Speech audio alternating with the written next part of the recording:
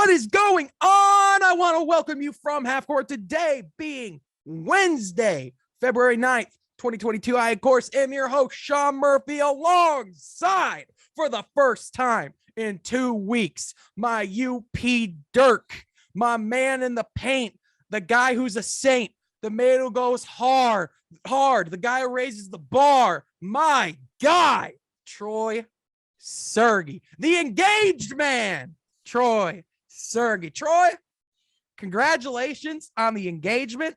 How are you doing, my guy?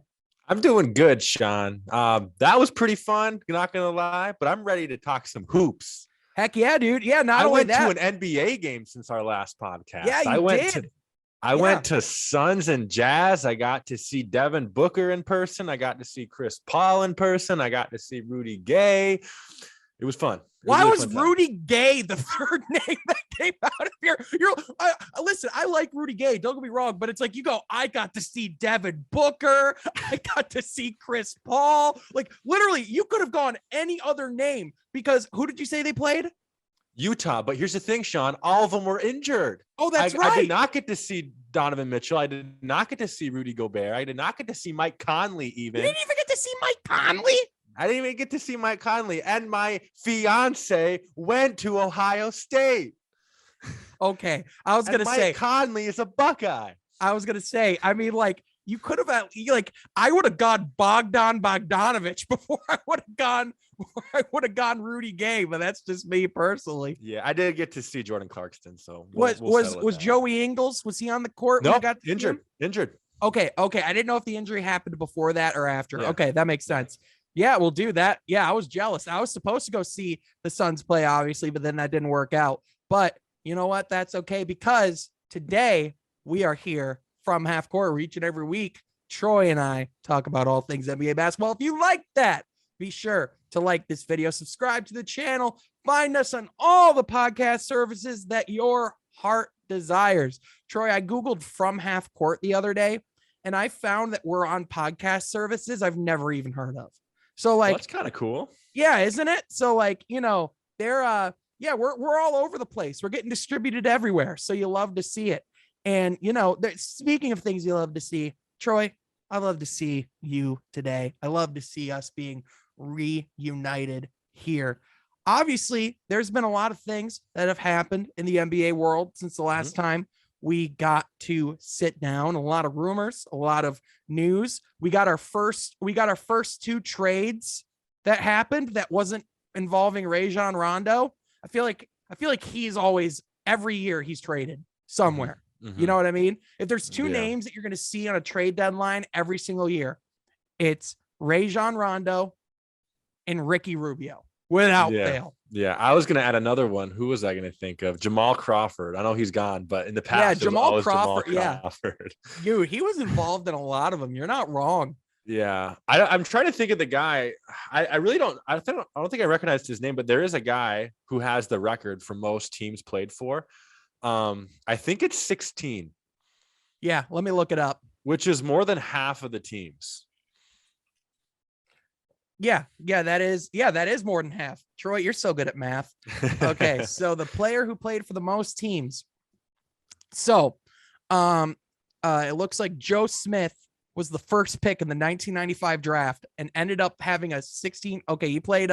Looks like they played for 12 different NBA franchises, and it's there are 4 players and they're tied.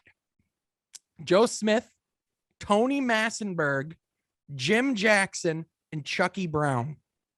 So I think Chucky Brown was the one I was thinking of, but yeah. Okay. 12 is still a lot. By the way, there are 5 active players who have played quite a bit.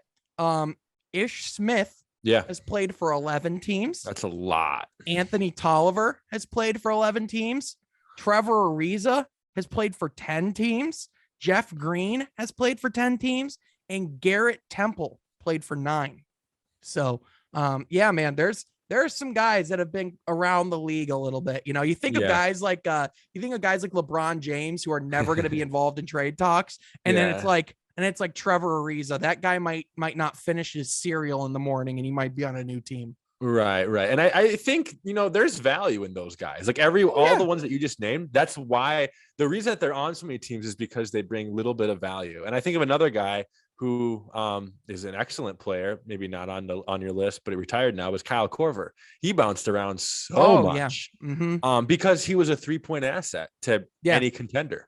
Well, So, it's like it's kind of like you said, it's like the journeyman role. It's like, hey, they're brought in to teams to fill a specific need. Like, like for a guy like Kyle Korver, he's not going to be on a team that's rebuilding and is young. He's going to go to teams where he can have a chance to win a championship, and they just need a shooter to come off the bench. You know what I mean? That's not something that every single team needs all the time. So, it's one of those things where with him, that makes a lot of sense. So to your point, it doesn't reflect poorly on a player. If anything, to your point, it's quite the opposite.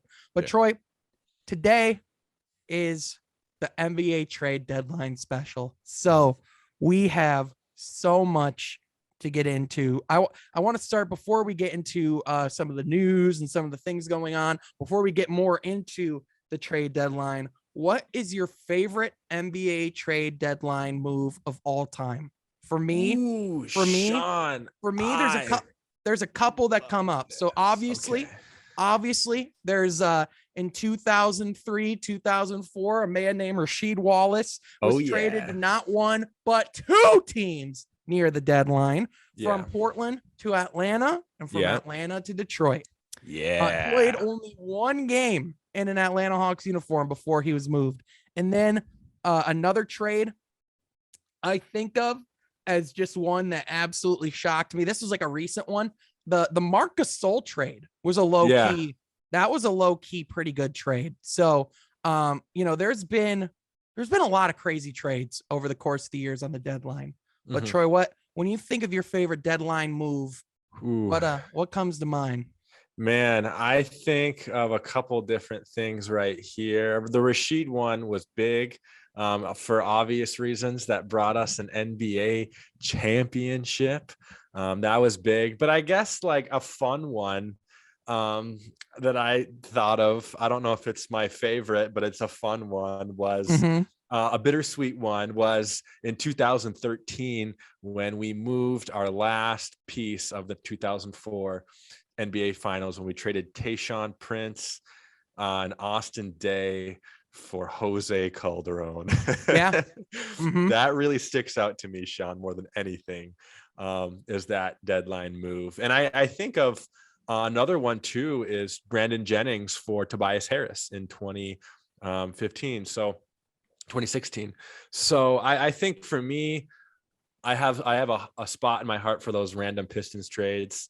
But around the league, I guess I can't really think of any. Oh my gosh, another Pistons one, but totally Andre Drummond when we got rid of his contract. Yeah, man, that was a crazy one, because that was like in the final hour of the deadline. Final 50 minutes. Yeah, that was crazy, man. All right, so I have a list of some of the most notable trades from the deadline over the past 20 years. This is courtesy of NBA Sports. So biggest NBA trade deadline deals since 2000. So first, when the 76ers traded for Dikembe Mutombo. Then we have the Bulls send Ron Artest to the Pacers. Ray Allen for Gary Payton. We got Rasheed Wallace, obviously, to the Pistons. We got the Celtics bring back Antoine Walker. Here's a pretty good one. Yeah. The Lakers get Pau Gasol in 2008 for his brother. Yeah, that was crazy. And then we got Carmelo Anthony to the Knicks. Yeah, to New York. That was awesome. And then Kendrick Perkins when he was traded from the Celtics to the Thunder. I was gonna say that one, but I thought it was too low key. But it did shake up the league a little bit. Yeah. And then the fun thing, another one. This is a pretty important one. So the Clippers used a pick to dump the salary of Baron Davis. It wasn't a big trade at the time, but so they gave away a first round pick to take a player off your hands, and that pick won the lottery. which allowed the Cavaliers to draft Kyrie Irving. Unbelievable. I didn't realize that was the pick that they got number 1 with. That's insane. I thought Cleveland was just that bad. Well, they were Sean, but they wouldn't have gotten number 1. Yeah. Yep. And then the last one, Demarcus Cousins to the New Orleans Pelicans. Oh yeah, that was a deadline one. Yeah. Remember, in fact, he was getting interviewed at his locker after the NBA All-Star game, and he was getting whispered in his ear, "You're getting traded," which, by the way, that All-Star game was in New Orleans. So he was stayed. He just stayed. Yeah. He was like, "You're not going anywhere." So yeah, man, there's been a lot of crazy stuff happening at the deadline, and we're definitely getting into some deadline talk for a minute. But first, we got to talk about the NBA All-Stars being announced. Not only that, but the All-Star replacements, because on the West, Draymond Green is not going to be able to play, and on the East, Kevin Durant will not make an appearance either. And they were replaced by LaMelo Ball and DeJounte Murray. So the young guards out of the East and the West get the nods, and Jason Tatum will be replacing Kevin Durant in the starting 5. So with that, Troy, I want to ask you, who on your list is an all-star snub? Yeah, I got 2 on my list, Sean, and the first one is going to be Jarrett Allen from the Cleveland Cavaliers. Freaking preach it, dude. Freaking preach it. Listen, this guy averaging a double-double, right? At least close to it, or got to be more than that. A guy that's totally been the most improved player on the most improved team, right? He's a guy that I just think Darius Garland. Okay. The second most improved player on the most improved team. Yeah. And I just think he's impacted Cleveland in so many ways. And I think he's a guy that can go out, he can grab boards, he can do nice putbacks. He's great around the rim, excellent around the rim, Sean. Great defender. He's just been the catalyst for that Cleveland team in a lot of ways. He's a great moving part. And I just don't know how you don't put him as an all-star. I think he has proven himself in any ways. And if you look at the Jarrett Allen from last year and the Jarrett Allen of this year, uncomparable. Yeah, 100%. I think some of it is, I think the rise of Darius Garland has helped his game quite a bit. But I think in addition, not being the only 7-footer on the court at all times, and you have 3 of them, and Markkanen, Mobley, and Allen, it just feels like it's unlocked his game.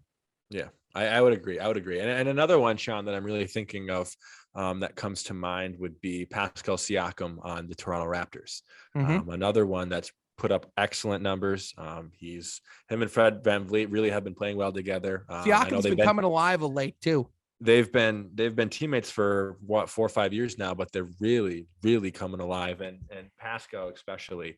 So, I think there's a lot of potential for Toronto, to make a little move, I guess, in a playoff burst, I guess, but maybe not. But Siakam's a guy who just impacts the game on both ends of the court. And I think he's a guy that he can put up 20, 10 and 10, really on a lot of nights, at least 10 and 5.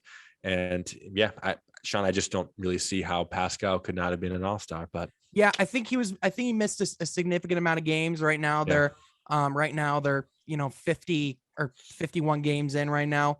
Looks like he missed around like 13, 15 games in there. So, anytime a guy misses like that kind of time, it's always kind of difficult. There's some other names that other people have thrown around.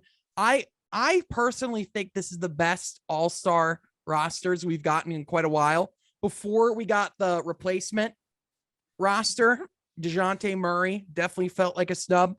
But again, the difficult thing with it is who would you in order to call him a snub, you have to say who would they replace. I personally would have Jarrett Allen over LaMelo Ball as an all-star, but the problem is like it's such apple to oranges. It's so especially when you're comparing guards to big men in terms of what they do. Listen, I think as at the end of the day, having LaMelo Ball in there makes the all-star game better than if Jarrett Allen was in there. That's just the truth. But the hometown, bro, the all-star games in Cleveland, the land. That'd Yeah. be cool. Okay, but like, how many people from Cleveland are actually to be in there when tickets start at $1,600 just to be Yeah. in the building? You know Yeah. what I'm Yeah. saying? You're right. It, You're right. It's you know, it. definitely people around the country flying in. So Oh yeah, yeah. It's like it is the 1% basketball fans that mhm. that can afford to be in there. And I Yeah. hope to be at an All-Star game someday. But on the other hand, I don't want to spend $2,000 to watch Yeah. an exhibition. Now is Personally. not the time. Maybe 10 years from now is the time, but now is Hey, not the hey, who time. knows? Maybe if From Half Court is just all of a sudden like replacing ESPN, Yeah. Yeah. who knows? Who We'll be knows? we'll be courtside, bro. Yeah, exactly, dude. Yeah, you and me. It's gonna be great. But yeah, I think those are worthy submissions for snubs. If you have any, please be sure to let us know in the comment section down below. But for the most part, I think the NBA's nailed it. Side note, congrats to Karl Anthony Towns on making another All-Star game. Yeah, Someone great. that kind of is a snub on a regular basis. It feels like, deserves it. Minnesota's a couple games over 500, might make the playoffs for the second time in his career. They're playing well. So shout outs to Minnesota. But with that, Troy, it is time for a segment I like to call Where They At?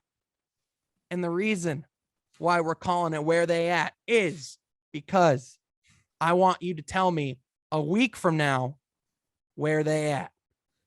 This is how we're going to be covering the trade deadline. I have a list of names right in front of me, and we're just gonna rattle them off. And I want you to tell me when we're recording here next week, Troy, where they at. Sound good? Sounds good. All right, let's start hot. I want to go with Julius Randle. Julius Randle, of course, has been a player filled with controversy. He's been seen now getting into it with the head videographer of the Knicks, or the head film guy of the Knicks on the bench. Nuts. He told Knicks fans to shut the F up earlier this season and has slipped out of his form from last year. There have been rumors and reports of trades with his name anywhere from Sacramento to even possibly Portland. So with that, Troy, Julius Randle, where they at? Julius Randle will be a Portland Trailblazer. Whoa! Explain.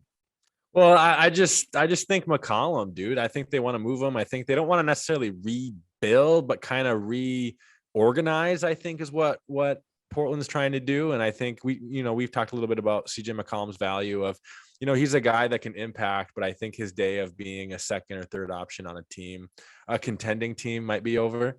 But yeah, but I do think Sacramento makes sense. I think Sacramento thinks sense. I think Marvin Bagley, and some picks, maybe. I don't know what New York really wants besides to get him out. But that's the other thing too. How do you gauge Julius Randle's value right now? Because New York would value Julius Randle as who he was last year, right? Right. That's what they would want to do. Yeah. Yeah, 100%. But other teams throughout the league, between some of the attitude issues we've seen this year, and also just the fact that, let's be honest, numbers wise, he's just slipped back to the player that he was before last year. So, right.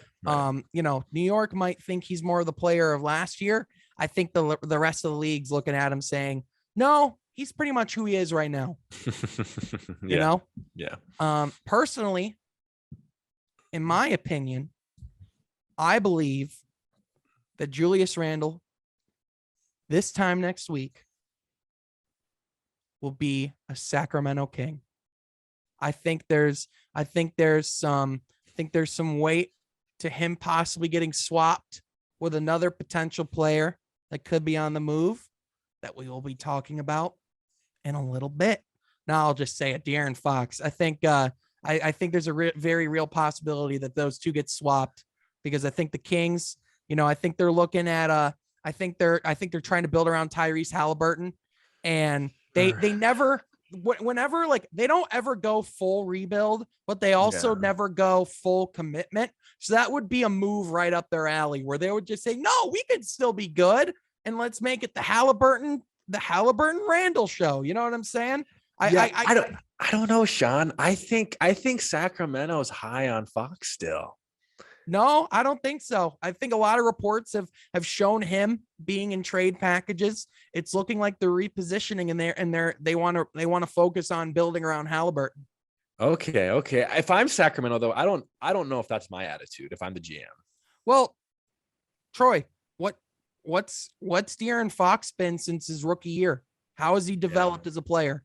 Right. I guess minor improvements, I guess, but not much. He's been the same player from day one as he is now. I've seen little to no development out of De'Aaron Fox. The only development I've seen out of De'Aaron Fox is that his haircut got less cool. That is the only development I've seen out of De'Aaron Fox. He was the guy that was coming out of college. He was supposed to be vying to be the best guard in his draft over Lonzo Ball. But if you're asking me right now, Troy, who would you rather have? Lonzo Ball or De'Aaron Fox? Lonzo for sure. So yeah, I think, but on the other hand, I think he's a guy that like the Knicks could, I think he's a guy that would fit really well in New York. You know what I mean? Mm-hmm. He does play hard. He does try hard. He does what he can. But at the end of the day, you know, I think De'Aaron Fox would be set well with being in a new environment. So maybe that's the Garden, but we will see. Definitely Julius Randle is an interesting name. Staying hot. Well, I guess De'Aaron Fox. Let's just do that next because that kind of ties right in, right? De'Aaron Fox, Troy. This time next week. Yeah, I mean, I guess I'm inconsistent if I said Randle to Portland and now Fox to New York, but I'm gonna have to say Sacramento. Yeah. Hey, that's fair. Yeah, that's fair. I mean, the other thing too is Sacramento might be looking at Julius Randle and going, "How is this better? What we have right now?" You know what I mean? Right. So yeah, I definitely see a realistic possibility of Fox staying in Sacramento, but hey, you never know. The Kings, they are the most unpredictable front office in the NBA to me because every single time you would think that this is the logical move to make, they go the other way. So we will see. With that, Troy, now we're getting a little hotter. Russell Westbrook. Ooh. Troy. Go ahead. Troy. This time next week, where they at? Don't put that on me on the spot, Sean. Oh, I'm doing it. LA. I can't see them moving them. They're too LA-ish. Yeah. I mean, John Wall trade is looking a little more tantalizing every day. As lateral as that would be. How bad is it that you would rather, if you are the Los Angeles Lakers, you are considering that John Wall move? I'm not, but I'm not the Lakers GM, but I'm not. You wouldn't want John Wall over Russell Westbrook right now? At least John Wall is a jump shot of some form. Better than Russ. Yeah, but I don't even bother. I just hope Russ develops. Russ develops? He's not developing. What? I was gonna say this guy's in his 30s now. What the? No, that's the joke, Sean. That he's not developing. I know. But man, talk about a dumpster fire. What is happening in with the Lakers camp right now? Well, granted, okay, I will say one thing.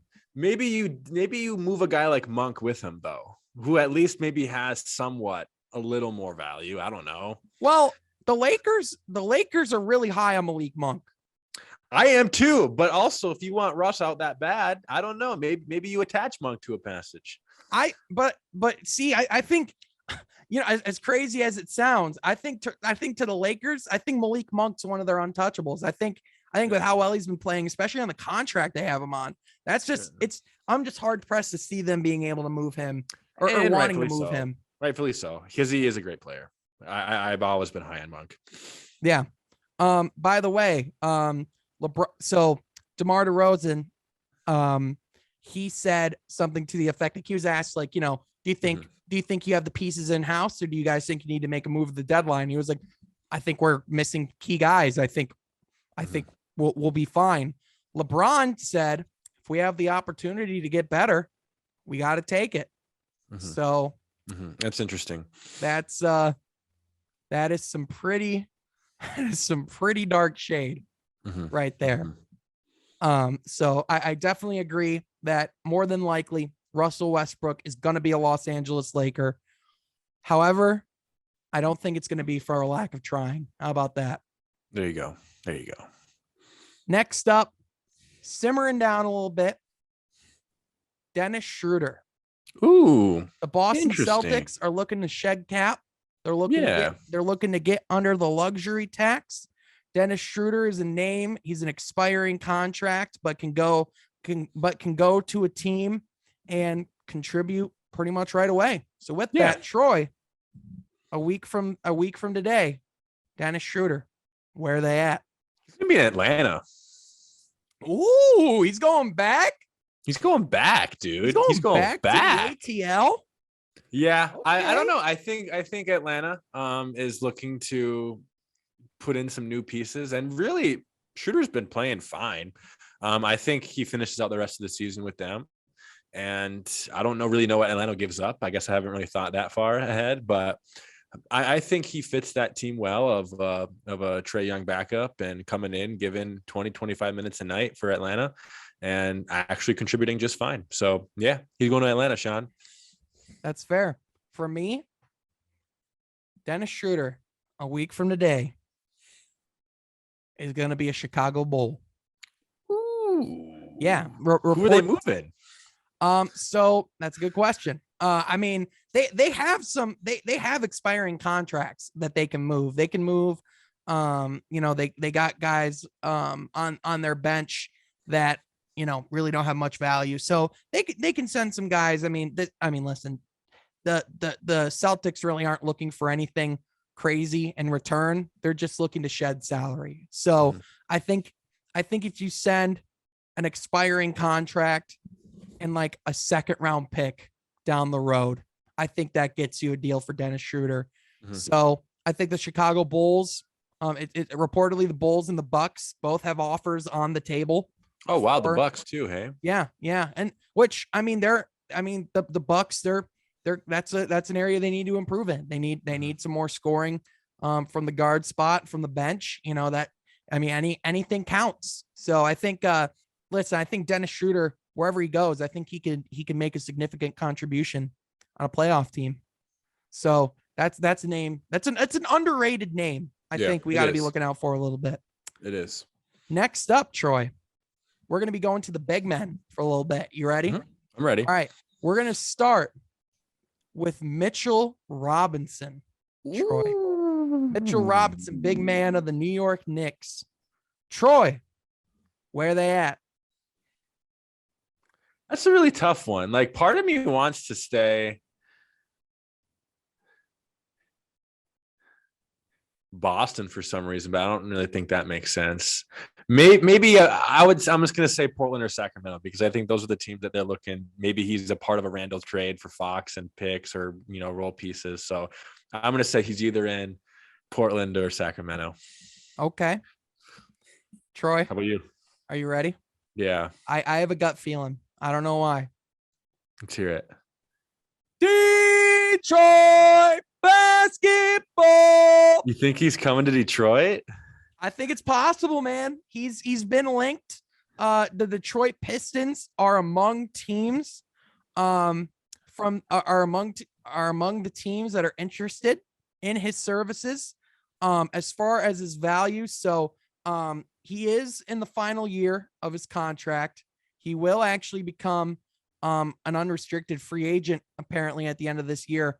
I think Detroit is they're looking to get somebody around Cade Cunningham. Obviously, they're going to look to get a big man this summer in the draft. But I think Mitchell Robinson is also somebody that you can add.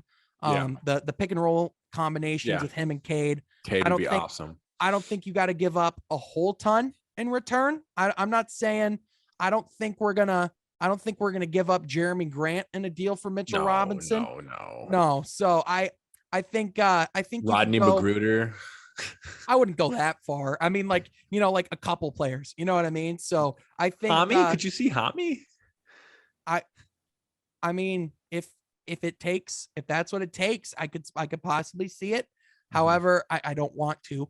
But I listen, I think Mitchell Robinson would be a really interesting, intriguing fit in Detroit. And I don't know why, man, that rumor caught my eye. Rumor caught my eye. So I'm sure there's a lot of teams that are really interested, but reports suggest that he's got some big fans in the Pistons front office. That's awesome. If Troy Weaver likes you, he'll do what he can to get a hold of you. Yeah. Another big man that could be moved at the deadline, Troy. Miles Turner. Troy. Ooh, yeah. This time next week. Miles Turner. Where they at? I'm being inconsistent with this. No, you're good. You're good. I could see them going to New York for Randle.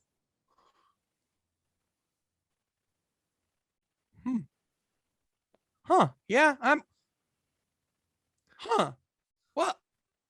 But it's a New York thing to do. But okay. Yes, it is. You're right. You're not wrong. But like, you got to trade Mitchell Robinson with him too, right? Yeah. Sure. Randle, and would you trade Rand? That just doesn't sound right. It doesn't sound right, but it's such a New York giving thing up to a do. lot. No, Mitchell, Randle, and I don't know, maybe a pick. But why would the Pacers want Randle though? Yeah, that's where I kind of see they're it too. rebuilding. Right. Yeah, and you got Sabonis. Okay, so maybe not New York. Let me do this again. How about this? Let me make a pitch.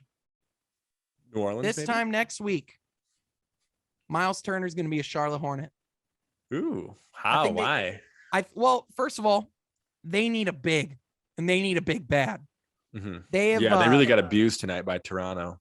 They have been linked to a guy like Miles Turner for a long time, and it feels like Charlotte is like that one piece away from being a real playoff team, and that feels like the kind of piece that they're away. Now they got guys like they got a guy like James Bouknight that they drafted this past year, who really doesn't play much for them. You have some future assets that you could potentially throw in a trade. And I think if you're a team like the Indiana Pacers, I think Charlotte's kind of like the best potential bidder for a guy of his services. So to me, it just makes a lot of sense. Charlotte dramatically improves with Miles Turner, like dramatically. Yeah. So I like that pick. I like that pick. I like Charlotte. He's gonna be in Charlotte. I changed my mind. That's fair. I swayed you. You did. I like it. You did. I like it. Now, Troy, another big man on the Indiana Pacers roster, that reportedly could be moved, is Domantas Sabonis. Troy, in a week, where they at?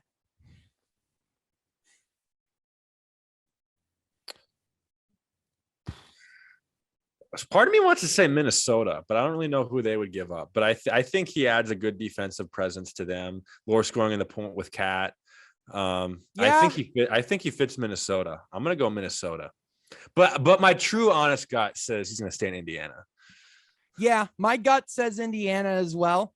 I think he's gonna be a hard contract to move. However, if he ends up going anywhere, I think we could be seeing Domantas Sabonis as a Washington Wizard. I think reports suggest that the Wizards are interested.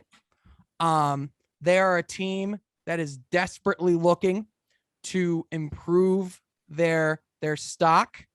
It looks like, funny enough, it looks like the Minnesota Timberwolves are another team that could possibly look at adding him as well. So I think you could possibly like swap the salaries of like Spencer Dinwiddie, a guy that could potentially be something.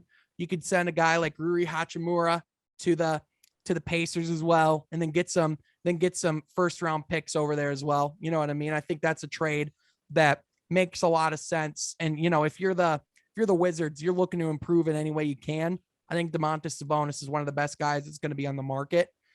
So if they can't get their hands on a guy like Jeremy Grant, I could definitely see Domantas Sabonis being a guy that they go after. Because listen, they want to keep Bradley Beal around there long term for some reason. So I think they if they really are serious about doing something with Bradley Beal, now's the time to show it. You know what I mean?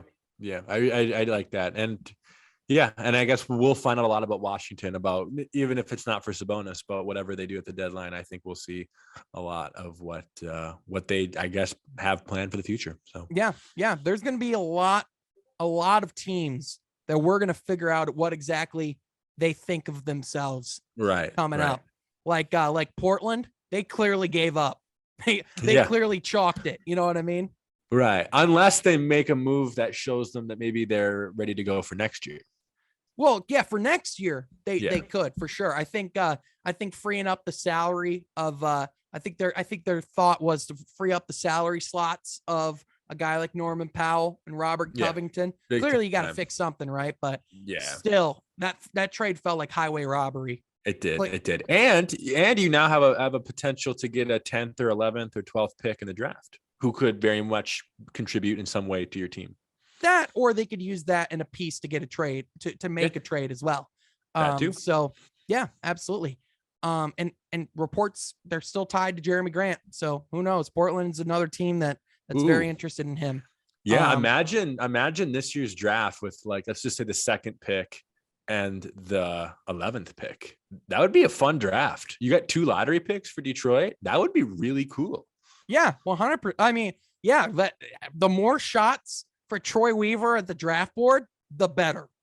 The absolute better. I mean, I think Luka Garza was a steal for where we got him. Yeah. There's a lot of guys that I've really liked Troy Weaver's moves. I think Garza, changing the subject really quick, I think Garza, we might see some significant minutes next season with him. I wouldn't go that far. Oh, really? Really? Because he's balling out in the G League right now. Yeah, of course he is. It's the G League. Yeah, he was the Naismith Player of the Year last year. Yeah. He could go. Yeah. He could be the Nikola Jokic of the G League. He probably is the Nikola Jokic of the G League. He is. Yeah, that's why I brought it up. By the way, pop quiz, Troy, who is the leading scorer in the G League this year? Ooh, Jeremy Lin, Saben Lee. Our boy Saben Lee. Shout out to Saben Lee, man. Shout out to Saben Lee. Yeah, he's been balling out with the Crews when he's been there, man. Multiple 30-point games, couple 40-point games too. Yeah, boys putting awesome. up. All right, to close out our big man saga for a little bit, Troy, Marvin Bagley III. Yeah. Reports suggest that the Sacramento Kings want to move him, quote unquote, bad. So all reports are saying they want him out. Troy, this time next week, Marvin Bagley, where are they at? Yeah, if they make a deal with New York for Randle, he'll be in New York. Yeah, I think they can attach him to a deal. I could see him. Here's the thing about him though, is he doesn't really like dramatically change any team he's on. Well, no, he doesn't. But he's a flyer trade. He is a guy that you bring in to give that second chance. Right. And I guess if you put it in that terms, I don't know, maybe Boston. I think Boston would be willing to. I could even see Charlotte. Where's your head at with that one? I want to say Detroit so bad because I want him in Detroit. You do? Oh yeah, of course. However, I think a team that's looking to add talent in as many different ways as possible and is looking to make flyers any way they can. And it sounds like they've had some talks. I think this time next week, Marvin Bagley III will be a Portland Trailblazer. Yeah. I think You know, a guy that a former second overall pick. I think if you're Portland, you are desperate for success or for adding somebody that can bring a lot to your franchise. So I think Marvin Bagley III is a kind of guy that would make a lot of sense for Portland. Speaking of Portland, reports suggest that CJ McCollum to the Knicks is quote unquote a real possibility. Yeah. And with that, Troy, this time next week, CJ McCollum, where are they at? Yeah. Do they finally do it, Troy? Do they pull the trigger? No, they don't. He's staying in Portland. Yeah. How about you? Yeah. I just don't trust the Portland Trailblazers front office to do anything with this. I think the time to trade CJ McCollum was 2-3 years ago, in my opinion. Wow. Yeah. I think so. I think they're certainly trying to float his name around, see what's out there. However, I don't think they're going to get anything enough with a whole lot of substance that makes CJ McCollum not be a Portland Trailblazer this time next week. Now, I do think he's a guy that could be traded on draft day or in the summer. Mm-hmm. I think at that point there's some teams that could be looking to add a little bit more around. Maybe a team like Philly is looking to get another guard around Joel Embiid if say the James Harden thing doesn't work out for them. Mm-hmm. So I think he's like another guy that they could possibly go after when that's the case. So I think, to me, I think this time next week, I think we're going to still see CJ McCollum in a Blazers uniform. Speaking of former side guys around Joel Embiid, Troy, this is when the list gets a little bit saucier. Yeah, I think I know where you're going with this. I'm going with Eric Gordon of the Houston. No, I'm kidding. No, I'm kidding. No, I'm kidding. Ben Simmons. Yeah. Troy. Yeah. Ben Simmons. Where are they at? He's not getting moved, bro. He's staying in Philly. I don't know. As painful as it is, because Sean, Philly should have moved him the second week of the season. They should have done whatever they could to get James Harden a year and a half ago. Yeah, I agree. I agree with because that. Yeah. that deal almost happened. Yeah, it did. And if I'm Daryl Morey, I am kicking myself that didn't go through. Mm-hmm. Because now they want to make a run during free agency, Adam. However, yeah, I still have a hard time seeing him leaving Brooklyn, even with everything going on. Mm-hmm, mm-hmm. Yeah, I do too. And I think the thing with Simmons too is they're just too greedy with him. They don't understand how low his value is right now. I'm serious, Sean. Mm-hmm. Yeah, it's low. Reports suggest that if he were to go to the Kings, they would want De'Aaron Fox and Tyrese Halliburton. They would want both. I would say Bagley and Fox is a stretch. Yeah. I would say Bagley and Fox is a stretch. Bagley and Fox is about where I'd put it. A guy like a former asset that's a flyer, and then like a guy who could possibly be an all-star guard. However, like even then though, the thing that you have to understand with that is like, why would I want to make that move though if I'm Philly? Because it doesn't help your team. Well, because who's playing really well for the Philadelphia 76ers right now? Tyrese Maxey. Why would you want to take touches away from Tyrese Maxey? You don't. So yeah, I think he's another guy that I'm gonna have a hard time seeing be moved until the summer. Now, Steve Nash did say that James Harden is not being traded. However, Troy, still have to ask, James Harden. Yeah, he's time next. Yeah, He's staying. No way. Not even a second of thought. Now, reports have said that the Nets would listen to a Ben Simmons, Seth Curry offer. However, why would I want to do that from the Brooklyn Nets? Why? Because like, don't get me wrong, like bringing in Ben Simmons, like he's like super talented. Maybe you could do something with that, like over the summer. Maybe you could like make a trade and flip that to get like more solid pieces around Kevin Durant. However, I don't like that fit around like I mean he could be a good fit there. He would have more room to operate in the post. There isn't really anybody that he would be taking away from. However, when I saw what he did in the playoffs this past year, why do I want to open that possibility of that happening? But when I'm trying to make a championship run in Brooklyn. Yeah. I'm trying to think of not necessarily a Harden deal for this, but I'm trying to think of just a lot of the guys we named off the past 20 minutes. Who's the most hungry guy on that list? I'm trying to think, because not saying you trade Harden, but maybe you trade a guy like Patty Mills. I don't know. I'm thinking of like what the Pistons did with getting Rasheed, like a guy who's hungry, who wants to win. I feel like, and maybe you throw Blake Griffin and Patty Mills in a deal like this, but I'm just trying to think. Hey, Russell Westbrook's pretty hungry. I don't know. Maybe, I mean, I'm not saying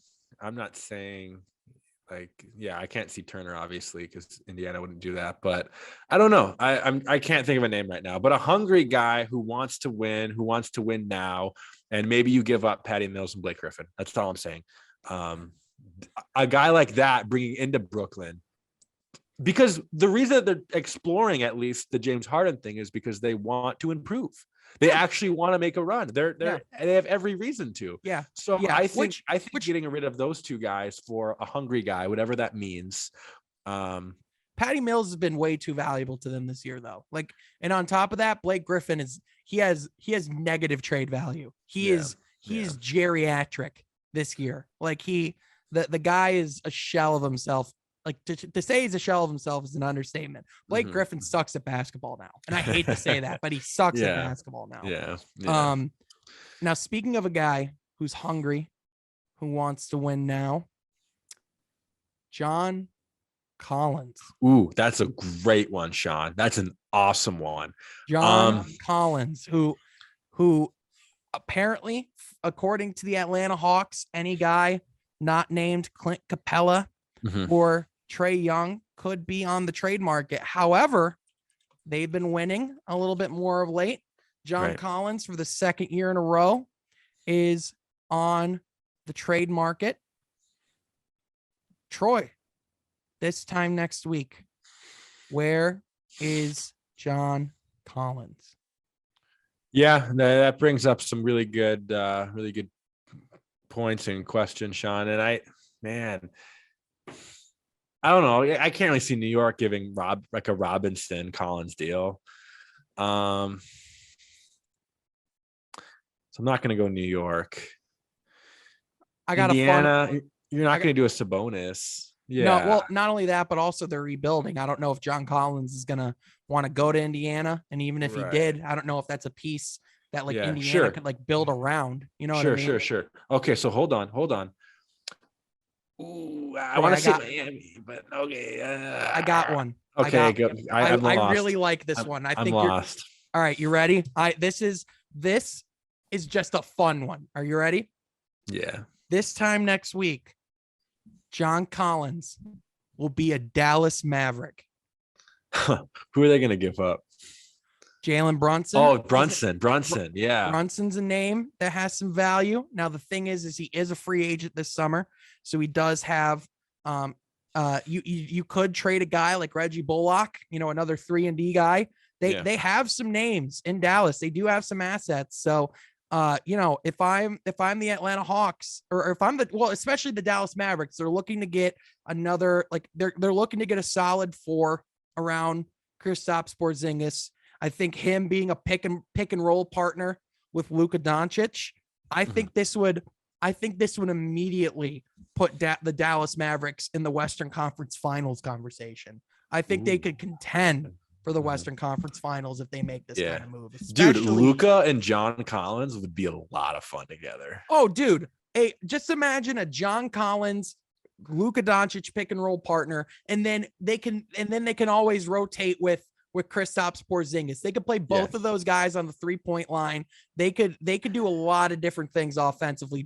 Jason Kidd would go to town with putting up systems for those guys. And having a Tim Hardaway guy in the wing too would be really fun. Yeah, that is a move where Dallas goes, we're all in. Let's start contending. Because I think the sooner you can start maximizing on Luka Doncic's greatness, the better.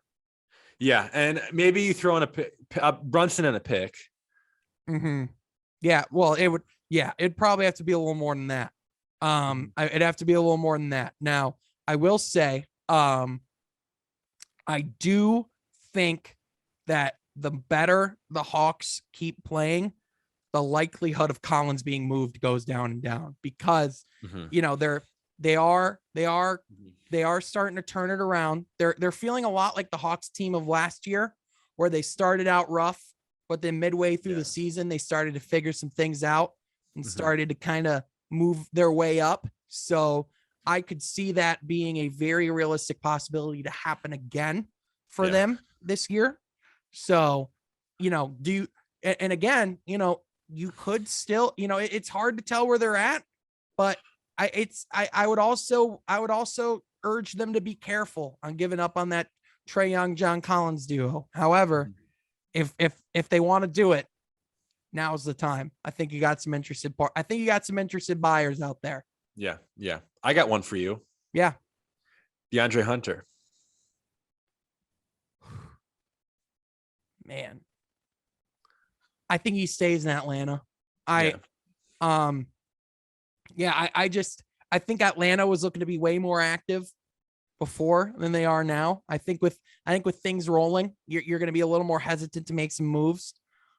I don't think I see DeAndre Hunter being moved unless they were to acquire the likes of a Jeremy Grant. I think they would have to get something pretty substantial in return. They'd have to be making a trade to get a better player in return. I just don't know who Atlanta's targeting right now. They are a wild card team to me because they could do anything. They could be really active. They could be really quiet. They could stand firm. They could blow it up. They have a lot of different directions they could go. Right. And so to me, they're definitely a team to be looking out for at the deadline. All right, Troy. We're gonna simmer down a little bit, and then we're gonna heat right back up. Does that sound good? I got two more names for you. Yeah. The first name is Eric Gordon. Eric Gordon of the Houston Rockets. Yeah. His services are being coveted throughout the league. Multiple teams are looking to add a guy like Eric Gordon to their team to win now, to cash in. Now, the Rockets apparently, obviously they don't want to really bring back a whole lot of salary in return. However, there are some teams that are really interested. So here, I think some teams, the Suns have reportedly been really interested. There's a lot of teams that are interested in his services. So with that, Cleveland is no longer an option, by the way. So, with that, Troy, this time next week, Eric Gordon, where are they at? Yeah, I guess that's a hard one for me because I don't really know what Houston would want in return, and I don't really know what contending teams would want to push for him. Because here's the thing, he's not as consistent as you think. Like, he's a guy who can put up good numbers, but he's like he really only on a contending team, he's really only a 15 to 20 minute a night guy. So my pushback would be on a contending team, would he need to be more than a 15 to 20 minute a night guy? Sure. No. And I would say no. Right now he's playing about 30 minutes a game. So that's about it's about like a 5-10 minute difference. It's really not much. Sure. I think Phoenix could flow well.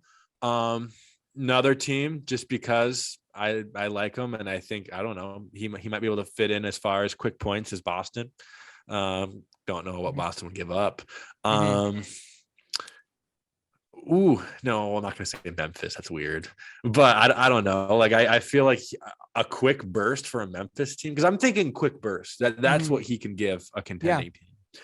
So I'm thinking of teams that, when their starters are sitting out, who's going to come in and give them that reliance. And I see a Memphis.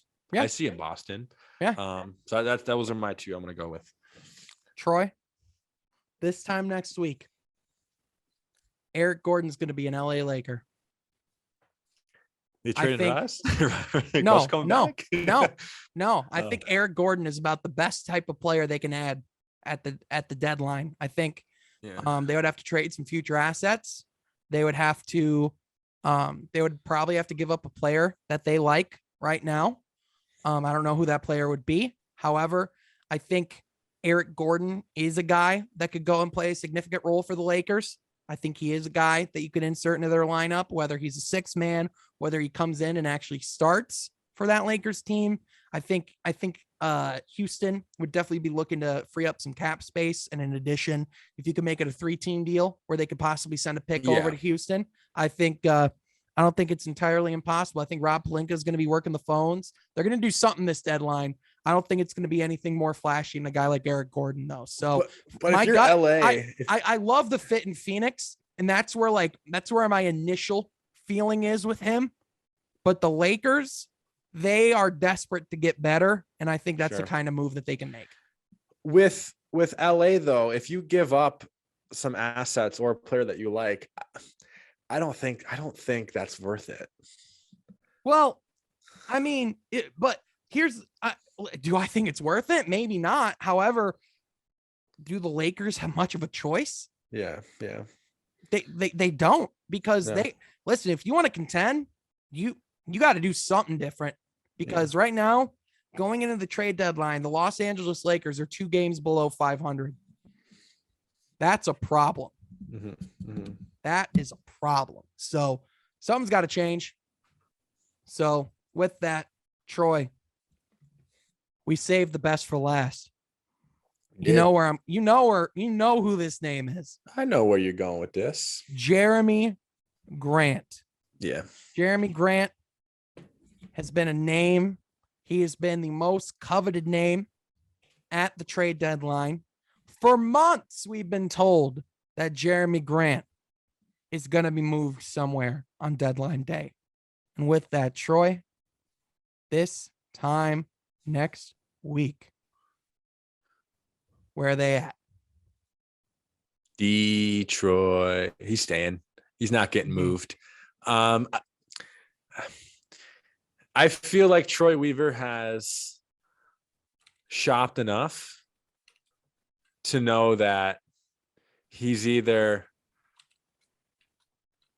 not worth giving up now and finish out the season than he is regretting it later. I feel like if you just move him, you're going to regret it, in my opinion. If I'm Troy, which I am, I'm not doing that. I'm not doing that. Yeah, like I said, I'm pretty firm that I think this happens in the summer. I think Jeremy Grant, I think we've seen that this team has struggled a little bit more since he's come back into the lineup. I think a guy like Sadiq Bey, his game has been unlocked a little bit more with having a guy like Jeremy Grant out of the lineup. And in addition, I think once the Pistons get a top 3 potential pick coming up into that draft, I think they're going to notice that the ball is only going to have so many places to go. I think they're going to be interested in guys like Jalen Brunson over in free agency.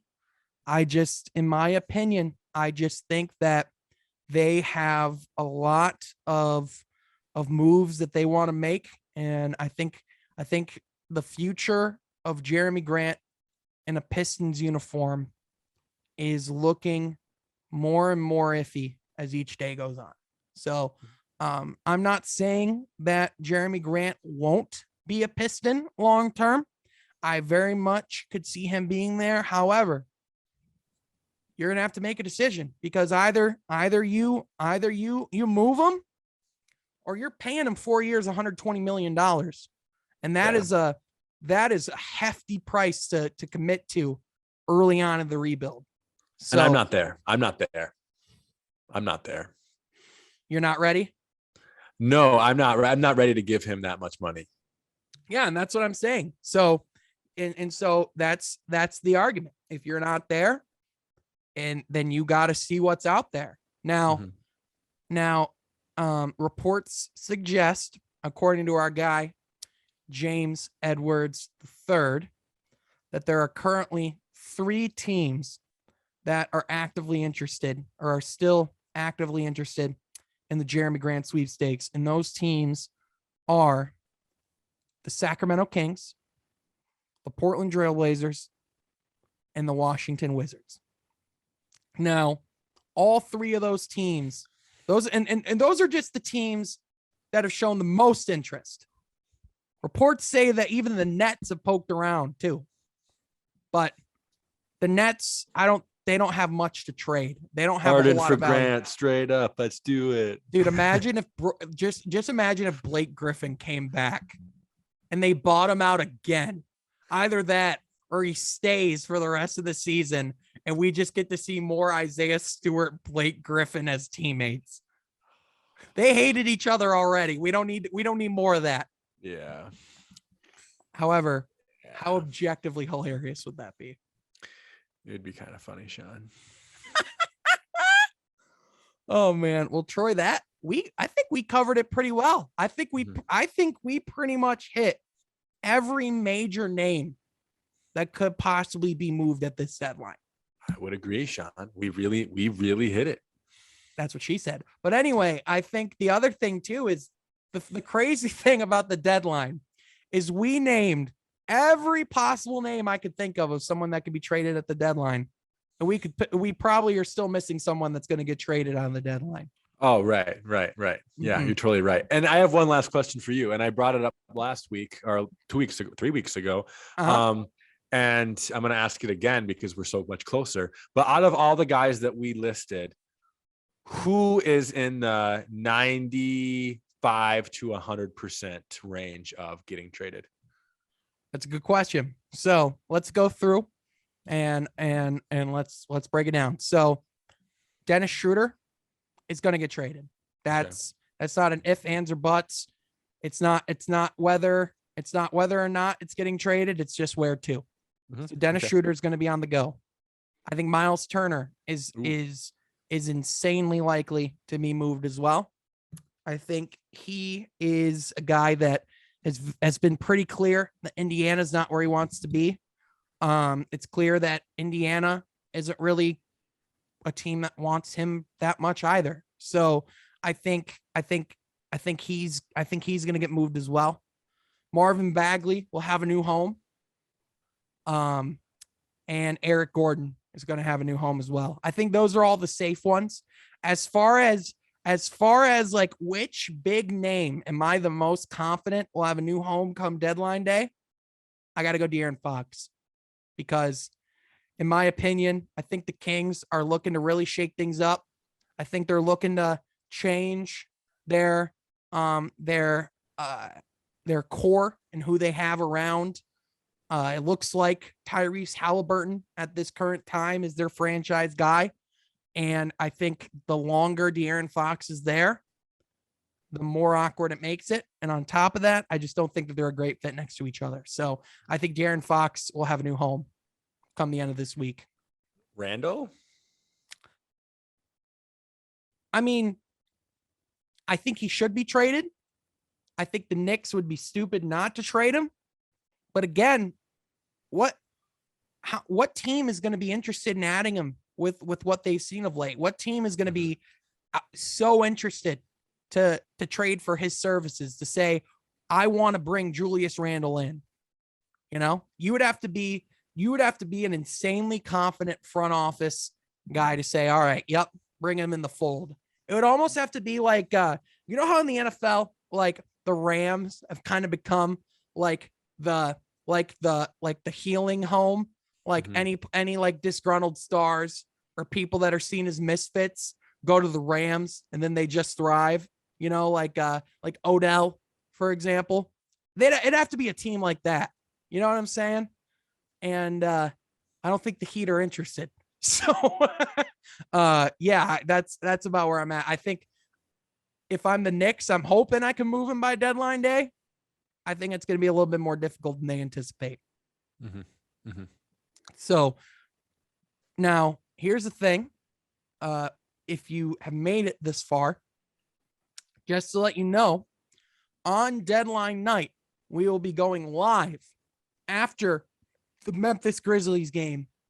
Myself, Pistons Talk, Everything King, and possibly even Troy will be going live talking about the deadline, talking about the Pistons, discussing what moves could be made, and just having a good time. So be sure to tune in live. It's going to be live here on this channel. You're not going to want to miss it. But with that, Troy, before we wrap things up, I think it's about time that we take a little bit of a trip, take a hop and a skip to a place that we haven't been in a little while. And that, of course, is from Mount Rushmore. And today, Troy, we're going to be looking back on a player that had a pretty awesome career, even Yeah. if it didn't last that long. Yeah, absolutely, Sean. And today we're going to jump in a time machine and bring us back exactly this week, 10 years ago. Now, the week of February, 6th through February 11th, 12th of 2012. And we are going to jump right into Madison Square Garden. Jeremy Linsanity. This is the 10-year anniversary of Linsanity. So, Sean, let's just a little bit talk about Jeremy Lin's story from what you know, what I know before Linsanity. Who is this guy? And let's just look back at this incredible moment in NBA history. So, I'll start. Born to Taiwanese American immigrants in the California area. Mm-hmm. Very much that definitely that Asian American culture of work hard and school and good things will be rewarded to you. And he loved the Warriors growing up in the Bay Area. Yes, he And did. he was a great player. I think he was a California high school champion. I think his team played in the championship game. Got a scholarship to go to Harvard and play at Harvard. Jeremy Lin had a great career at Harvard, undrafted guy. He bounced a lot in the D League back then, the developmental league, and bounced back in there. Got a couple of 10-day contract with his Warriors and some other teams too. Yeah. Never made a stint. And then he got signed to New York. And I believe one of the games, his first kind of coming out game against the New Jersey Nets at the time, his agent called him a few hours before the game and said, "The Knicks are planning to waive you after this game. This is probably your last NBA game ever." And he went out, I think, over 20 points. Great game. And then a few days later on a Friday night at home against the LA Lakers, the Kobe Bryant led LA Lakers, he went for 38 points and a New York Knicks victory. And, with being, an Asian American guy, I think, we don't really see a lot of those guys in the league. We think of a Chinese born became American, a Chinese native. Yao Ming really was the big influencer as far as, Asian guys in the league, and Yi Jilian, another guy from China that I think of. But I can't really name a lot of others from that region of the world.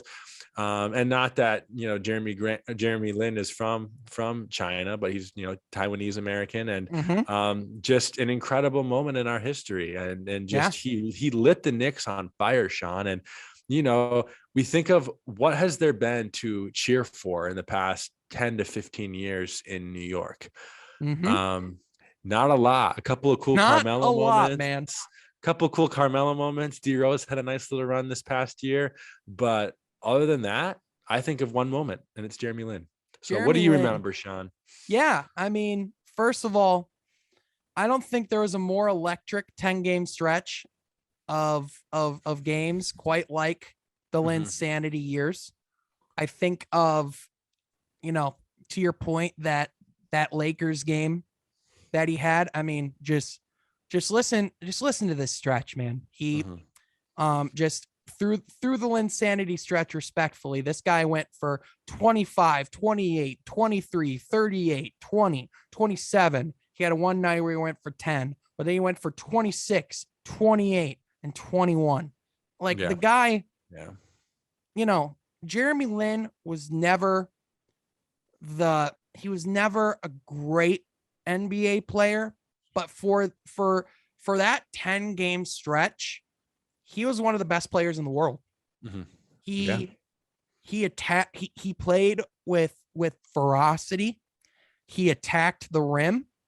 He was he had a decent outside shot, but the thing is a lot of it was his ability to get to the rim, fast, very quick, very quick. So I remember when he got signed to Houston the next year, I remember watching him kind of bounce around the league. I remember being really happy for Jeremy Lin when he spent his final year as a member, or his final little stretch as a member of the Toronto Raptors, and ended up winning a championship with them.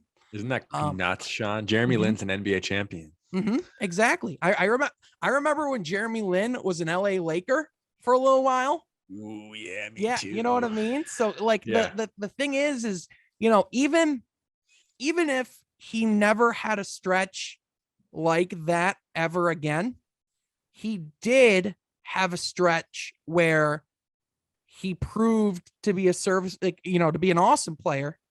And then he went from not thinking that he was never going to be a player in the NBA again to having a consistent career up until the 2018-2019 season. So when I think of Jeremy Lin, I think of, I will never forget that special stretch he had with the Knicks, but just one of the high character guys in the league, absolutely.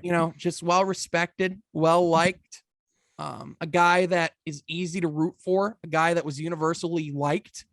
And, he, even if he never really amazed in his career, or never beyond Linsanity, even if he never reached those heights again, he had that stretch. He had, there's guys. He did it. Yeah. There are guys that are stars in this league that didn't have that good of a stretch. Yeah. You know what I mean? So, obviously I think one thing that was mind boggling was that the Knicks didn't re-sign him after that year. I think that was how do you let that guy walk out of the building? You know what I mean? Yeah. And he wanted to stay too. Yeah, of course he would. Wanted to stay. And then he goes to Houston.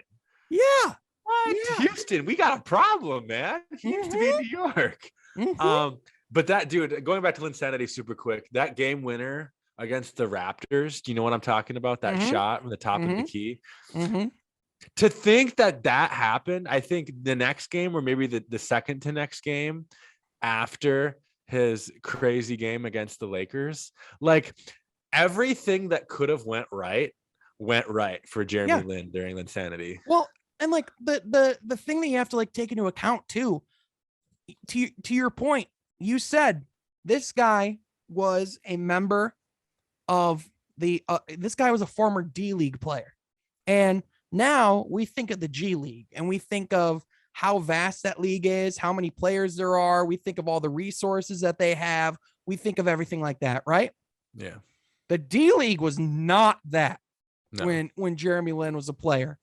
There was maybe 18, 20 D League teams at the time. And it was a showcase. It was a showcase. Yeah. So to go from the D League, which is far less glamorous than it is now, to come in. I mean, he played about 29 games in a Warriors uniform, really only averaged about 9.8 minutes per game. So he never really had much of an opportunity there. However, he ended up being on the Knicks, and the rest is history. And when I think of like I said, that is one of the moments as a kid I'll never forget, when he was a New York Knick. The day he was signed on December 27th, the rest was history, man. So with that, Troy, this time next week, you and I are going to have a lot to break down. Absolutely. You're going to want to stay tuned in to From Half Court, because this is the place to be if you're an NBA sports fan. We love talking the game of basketball here. If you'd like that, be sure to subscribe to the channel. Be sure to subscribe to the podcast as well. Be sure to be looking at my work on Woodward Sports, as I am a Pistons beat writer for Woodward. Be sure to check that out in the description down below. Got to make my first appearance on the network this last week. Mitchell Robinson has 17 points and 18 rebounds right now. I am licking my lips like no other looking at that. But with that, Troy, it is always a pleasure to be sitting here with you. And it is always a pleasure to be sitting here with you, sitting listening in at home. We want to thank you so much for watching. Thank you so much for listening in, and we will catch you next time from Half Court. Be sure to subscribe.